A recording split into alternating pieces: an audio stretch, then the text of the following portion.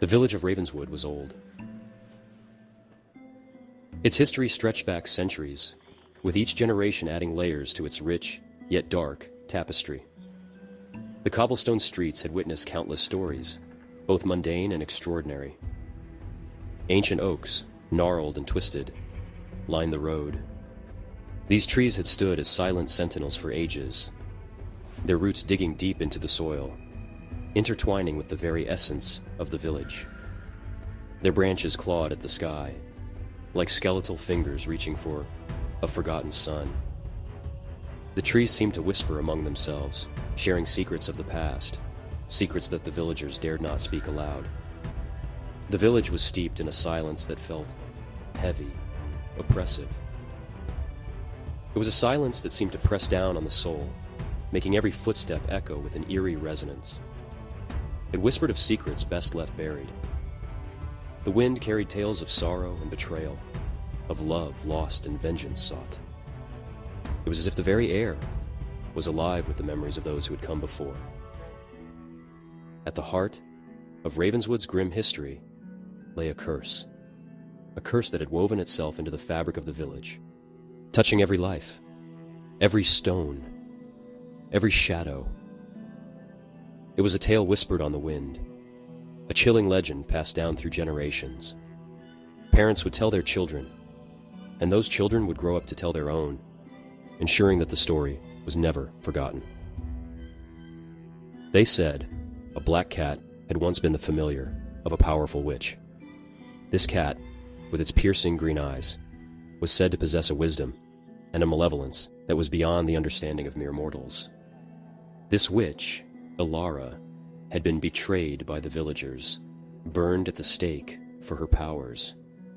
Her cries of agony had echoed through the village, a haunting reminder of the price of fear and ignorance. As the flames consumed her, Ilara cursed Ravenswood. Her voice, filled with pain and fury, had carried her curse to every corner of the village, ensuring that her wrath would be felt for generations to come. She cursed the villagers with misfortune, with shadows that clung to their heels. These shadows were not just metaphorical, they were real, dark figures that seemed to follow the villagers, a constant reminder of Ilara's vengeance. And she bound her magic to her black cat, its spirit forever tied to the village. The cat became a symbol of the curse, a living embodiment of Ilara's undying wrath, doomed to roam the cobbled streets, a harbinger of ill omen. The sight of the cat was enough to send shivers down the spine of even the bravest villager. Some dismissed the story as folklore, a spooky tale to frighten children. They would laugh and scoff, trying to convince themselves that it was just a story, nothing more. But the villagers knew better. They had seen too much, experienced too many strange occurrences to simply dismiss the legend. They had seen the black cat, its eyes glowing with an unnatural light. Those eyes seemed to pierce through the darkness, seeing into the very souls of those who crossed its path. They had felt the chill of the curse, the weight of Ilara's vengeful spirit. It was a chill that seemed to seep into their bones, a constant reminder of the witch's wrath. And they knew that Ravenswood would never truly be free. The curse was a part of the village, as much a part of its identity as the cobblestone streets and ancient oaks. It was a dark legacy, one that would continue to haunt Ravenswood for all time. 4 friends, Mia, Alex, Sarah, and Jake, were oblivious to the darkness that shrouded Ravenswood. They were on a mission to escape the hustle and bustle of their daily lives, seeking solace and excitement in the unknown. The road stretched out before them, winding through the countryside, as they sang along to their favorite songs and shared stories of past adventures. They were young, eager for adventure, their car packed with laughter and anticipation. The journey itself was part of the thrill, a prelude to the mysteries that awaited them.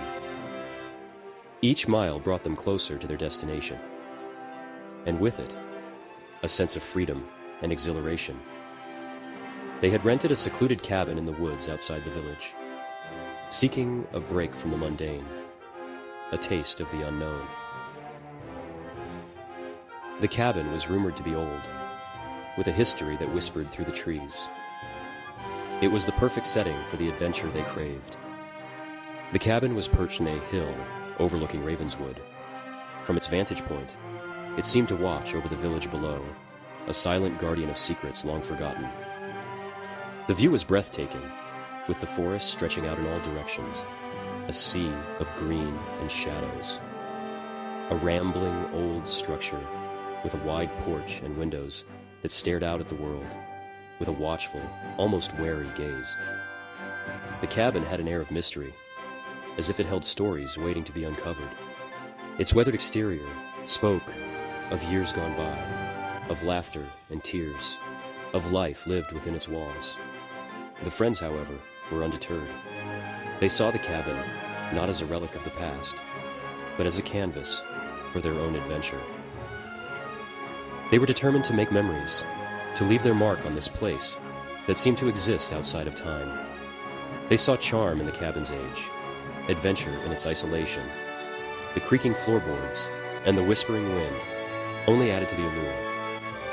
They felt a sense of excitement, a thrill that came from stepping into the unknown. Look at this place. It's got so much character. The way the light filters through the trees, casting shadows on the walls.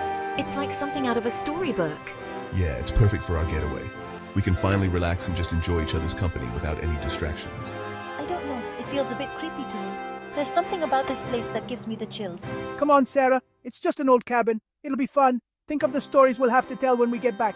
They unloaded the car, hauling in bags filled with snacks, drinks, and everything they needed for a weekend of fun. The air was filled with the sounds of their laughter and the rustling of leaves as they made their way to the cabin, board games, and ghost stories. For they had come seeking a scare, a thrill to chase away the ordinary. They wanted to immerse themselves in the eerie atmosphere, to feel the adrenaline rush that comes with a good fright, a thrill to chase away the ordinary. They wanted to tell each other spooky tales around a crackling fire, to see who could come up with the most bone-chilling story. The firelight danced on their faces, casting long shadows that flickered and swayed, to feel a shiver run down their spines as the wind howled outside. The forest seemed to come alive at night, with the trees swaying and the leaves rustling, as if whispering secrets to those who dared to listen. They wanted to believe, for just a fleeting moment, that the darkness held something more than shadows, that there was magic in the night, a world beyond the one they knew, waiting to be discovered. They didn't realize, not yet, that the darkness was listening. It watched and waited, biding its time, ready to reveal its secrets to those who dared to seek them out. The night was just beginning, and the adventure was far from over. The first day passed without incident. The friends explored the surrounding woods, their laughter echoing through the trees. They marveled at the towering pines and the vibrant underbrush. Feeling a sense of freedom and adventure, the forest seemed alive with the sounds of birds and the rustling of leaves, creating a symphony that accompanied their every step. They played games, told stories, and as the sun began to set, they ventured into the village to gather supplies. The village, with its cobblestone streets and quaint houses, seemed like a place out of time. They laughed and joked, unaware of the shadows that began to lengthen around them. Ravenswood was a somber place, even in daylight. The houses were huddled close together, as if seeking comfort from the encroaching darkness. The air felt heavy, and an eerie silence hung over the village, broken only by the occasional caw of a raven. The friends couldn't shake the feeling that they were being watched. The few villagers they encountered were tight-lipped, their eyes wary.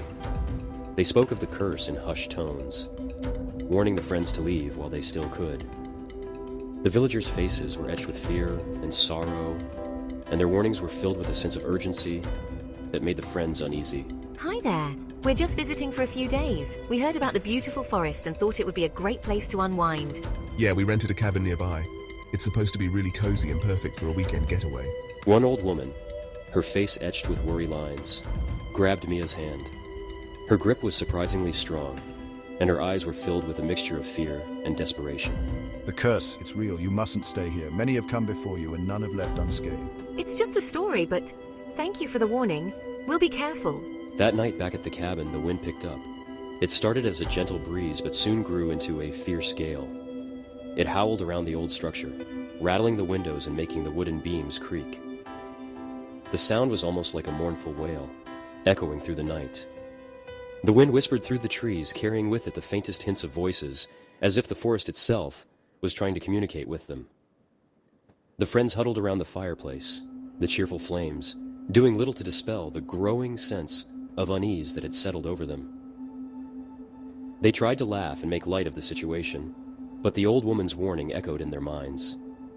The shadows seemed to dance more menacingly, and every creak of the cabin felt like a prelude to something sinister. They couldn't shake the feeling that they were not alone, that something unseen was watching them from the darkness. As the night deepened, so too did the strangeness. Objects began to move on their own. A book tumbled from a shelf, its pages fluttering open to reveal a chilling illustration of a black cat with glowing eyes, staring intently. A lamp flickered violently, casting grotesque shadows on the walls. Then came the whispers. Soft at first, barely audible, but growing steadily louder and more insistent. They seemed to come from everywhere and nowhere at once, murmuring words the friends couldn't quite make out. But there was a coldness in those whispers, a malevolence that sent shivers down their spines. Sleep was impossible. Every creak of the floorboards, every sigh of the wind, sent their hearts racing. They huddled together for comfort, their earlier bravado replaced by a growing sense of dread. They had come to Ravenswood seeking a thrill, but this was different. This was real fear, primal and all-consuming. It's seared. As the clock struck midnight, the villagers, their faces etched with determination, gathered at the edge of the forest. Armed with torches and makeshift weapons, they moved as one, driven by the need to reclaim their peace. The whispers that had tormented them now seemed to guide them, leading them deeper into the heart of the forest. Pause threes. There, in a clearing bathed in the eerie light of the full moon, stood the black cat. Its eyes, glowing like embers, watched them with a knowing intensity. The air was thick with tension, every breath a struggle against the fear that threatened to consume them. But the villagers pressed on, their courage bolstered by the unity they had found in the face of this darkness. Tatim requasos. Tiatim threes. The cat hissed, its form shifting and growing, revealing the true nature of the curse that had plagued Ravenswood for generations. Shadows writhed and danced around it, forming grotesque shapes that lunged at the villagers. But they stood firm, their resolve unwavering. A fierce battle ensued, the villagers fighting not just for their lives, but for the very soul of their home. The clash of light and shadow, of hope and despair, raged on, each side refusing to yield. And then, with a final desperate push, the villagers broke through. The black cat let out a piercing cry, its form dissolving into the night. The shadows receded, the whispers fell silent, and a profound stillness settled over the forest. The curse was broken. The villagers, though battered and bruised, stood victorious. They had faced their fears and emerged stronger, their bravery and unity shining through the darkness. As dawn broke, the legend of the Black Cat became a tale of courage and resilience, a reminder of the strength found in community. Peace returned to Ravenswood, and the villagers knew that together, they could face any challenge that came their way. Subscribe for more from Mr. Thrill Seeker, and make sure to share, if you dare.